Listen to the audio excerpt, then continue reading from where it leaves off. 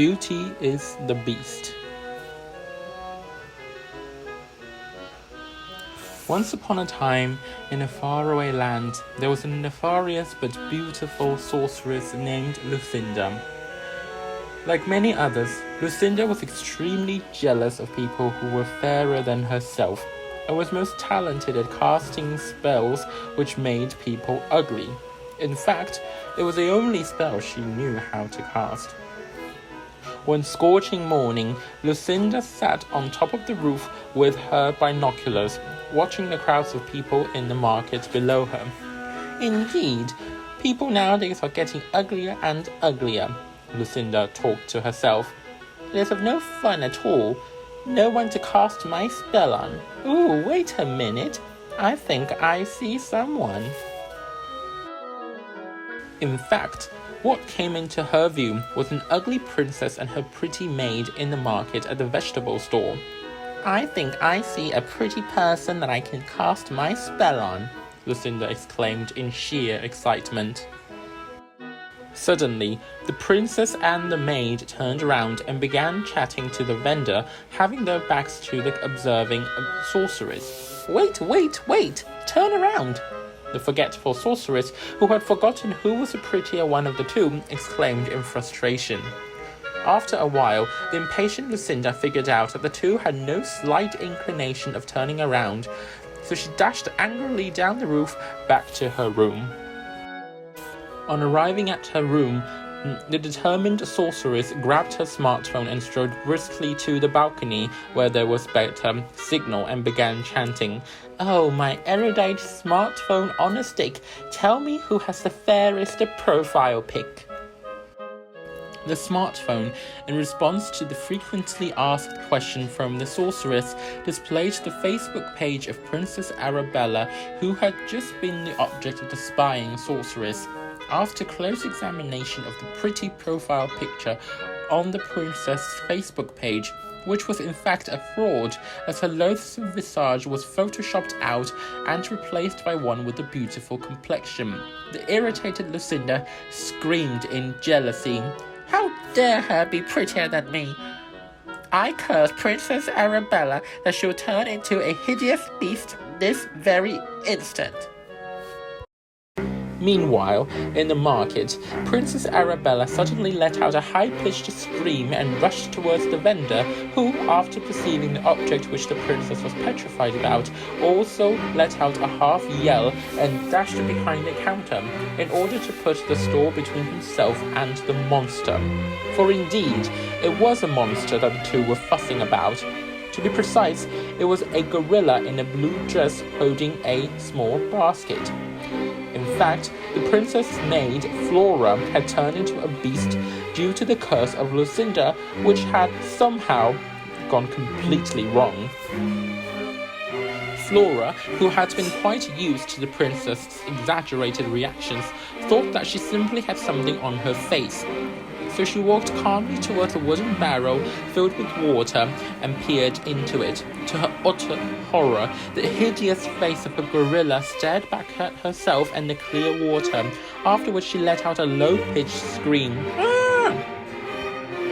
The poor Flora was absolutely flabbergasted at her sudden change of appearance. After a short while, she resolved to run away from this village where she had disgraced herself. Flinging the basket on the ground, Flora ran into the nearby forest, leaving the ugly princess and the vegetable vendors gaping with their mouths wide open. After wandering in the forest for some time, the sun began to conceal itself behind mountains, and Flora had figured out that she was quite lost.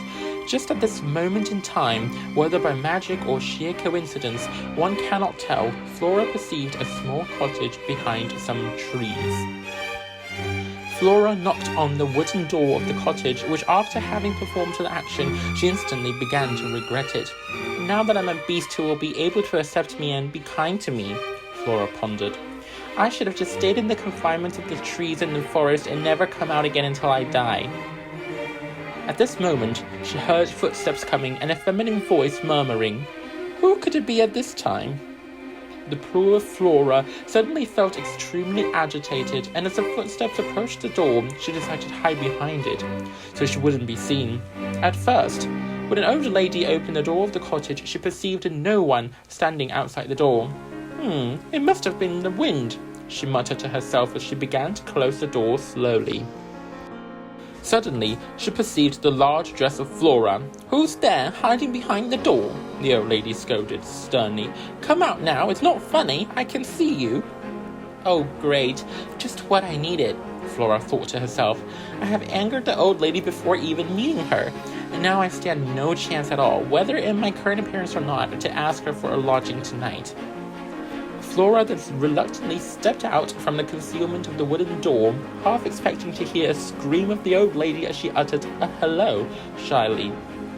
Nevertheless, to her utter astonishment, the old lady neither screamed nor fainted, but stood there with her hands on her hips and said, "So it was you who knocked and hid behind that door, wasn't it?"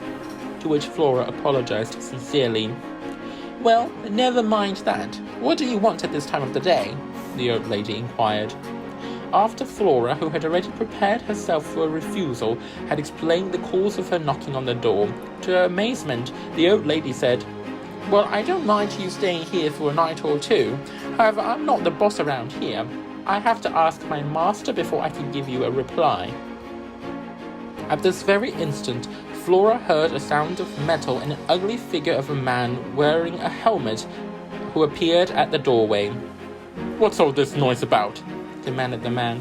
"Can't you see I'm trying to read?" "Your Highness, this poor creature is lost in the forest and has asked me for a lodging for tonight before she finds her way out of the forest tomorrow morning," the old lady replied. "I'm wondering whether it is possible—" "Whatever. Suit yourself.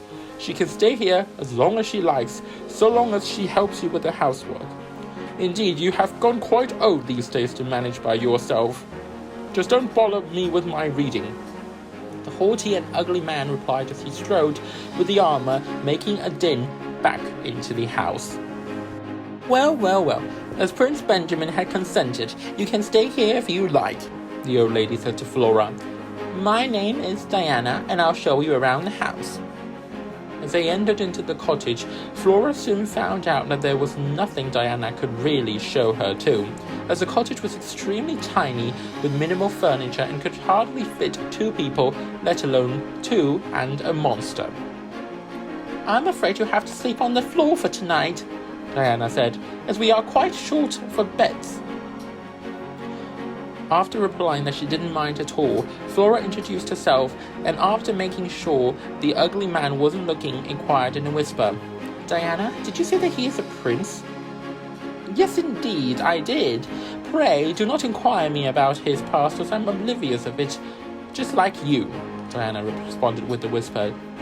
"One day, he came knocking on my cottage in the forest, claiming that he is a prince, and I have decided to keep him here, as he had nowhere else to go." "Poor thing," the benignant Flora thought to herself. "This man had not only a hideous appearance, but just like myself, but he had also lost his mind somehow. It must have been a huge catastrophe which had caused his tragedy. He's less fortunate than me, so I should not complain about his haughtiness." Thenceforth, Flora lived in a little cottage in the forest with Diana and Prince Benjamin. She took over all the housework, which was not a hard job for Flora, who had been a princess maid prior to her change in appearance. Now that she was a beast, she discovered that her strength has increased greatly, so hard work, such as lifting a bucket of water out of the well, which would have previously been difficult for her, was now as easy as lifting a cup of water. As the days went by, Flora gradually began to take a liking for the haughty Prince Benjamin. One day, when she was cleaning the windows, she perceived through the window frame the figure of the Prince Benjamin. Actually, he looks quite handsome from the back. Flora, who had always considered the prince ugly, thought to herself quietly.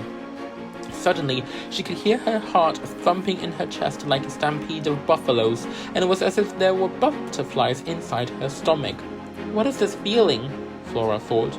"I've heard from Princess Arabella before that being in love creates strange sensations as such as I'm currently feeling. Could it be possible that I'm in love?" But with whom? Certainly not Prince Benjamin. That very afternoon, whilst Flora was washing the clothes and Diana was watering the flowers beside her, the latter spoke. Flora, this morning I've heard from Prince Benjamin about his past. It has been so many years that every time I hinted about it, he would just walk away with a sigh and refuse to talk about it. But today, whilst you were out picking strawberries, he told me that he was a prince in a neighbouring kingdom in the north. And one day he angered a wicked witch who turned him into his ugly looks as we see him now.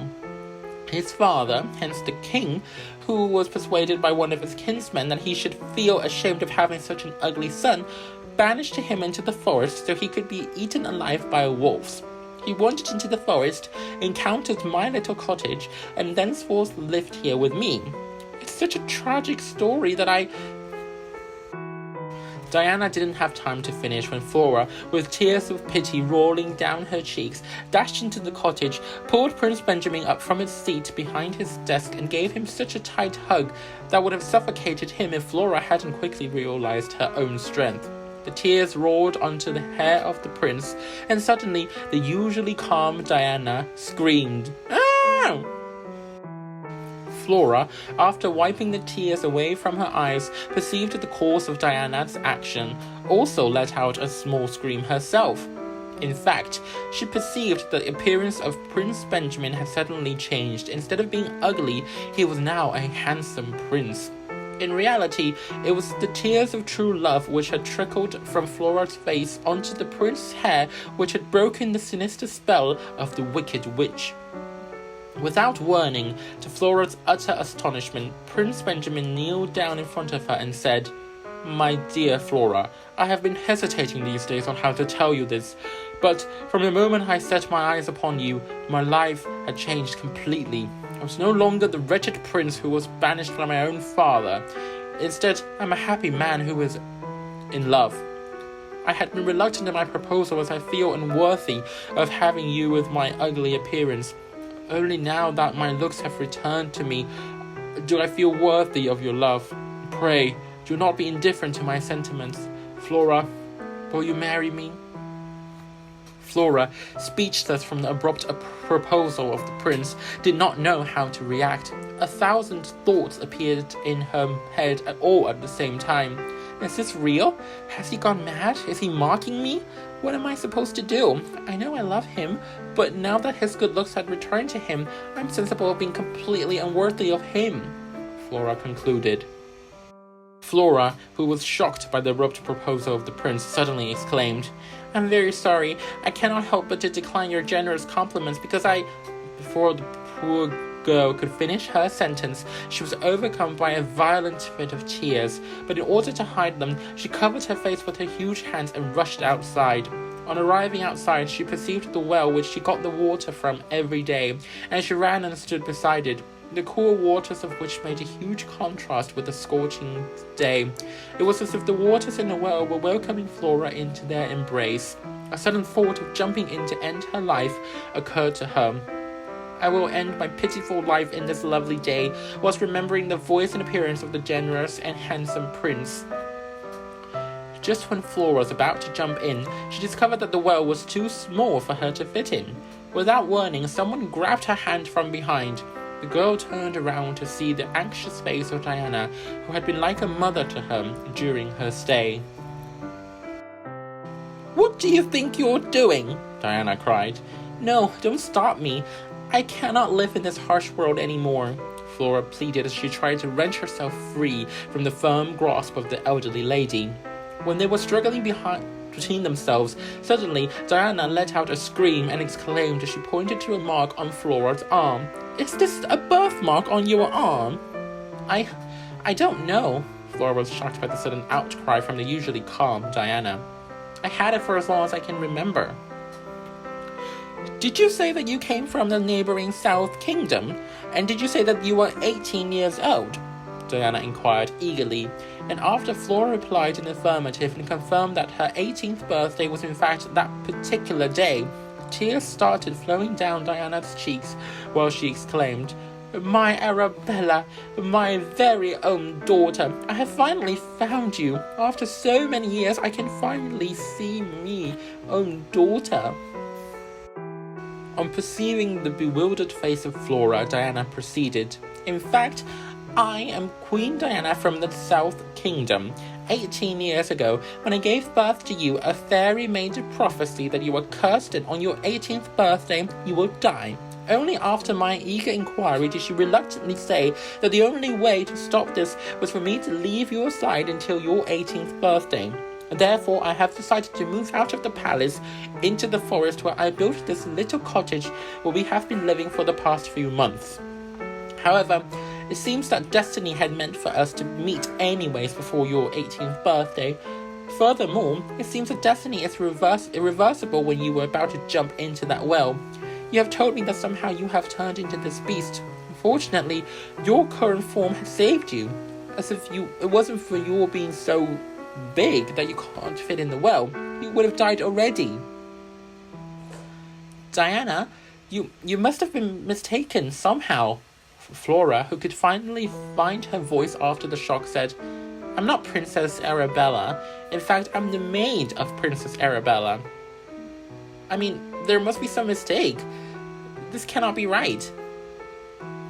True. You have always been made to believe that you are Flora the maid. However, it is not true," Queen Diana explained. "It was your father, the king, who had came up with this idea. He believed that if you had lived your whole life as someone else, the curse will not land upon you. So before I left the palace, he switched you with the kitchen maid's daughter, who had been born on the very same day as you.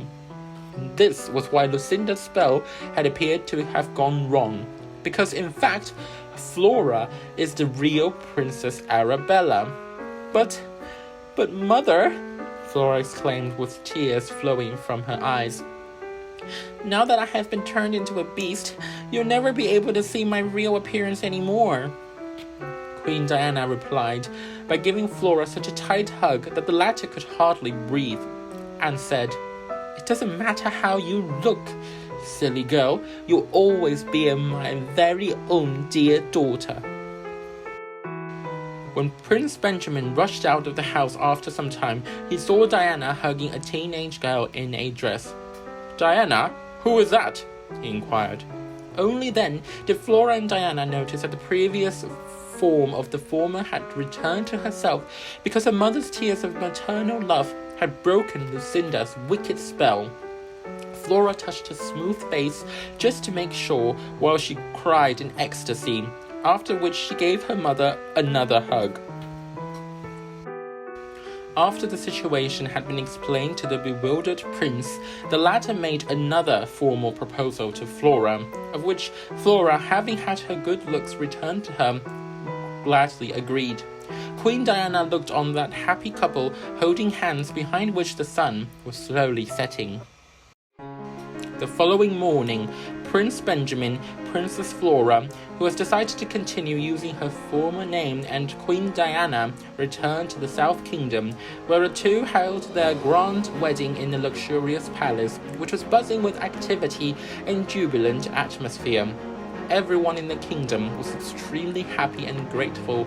They wished that the couple happiness, all except one, who had previously been a beautiful princess and had been informed on her 18th birthday that she was in fact the daughter of the kitchen maid, and that was her ugly friend, the previous Princess Arabella. This is the end of the story. I hope you have enjoyed it. Don't forget to like the video and subscribe to our page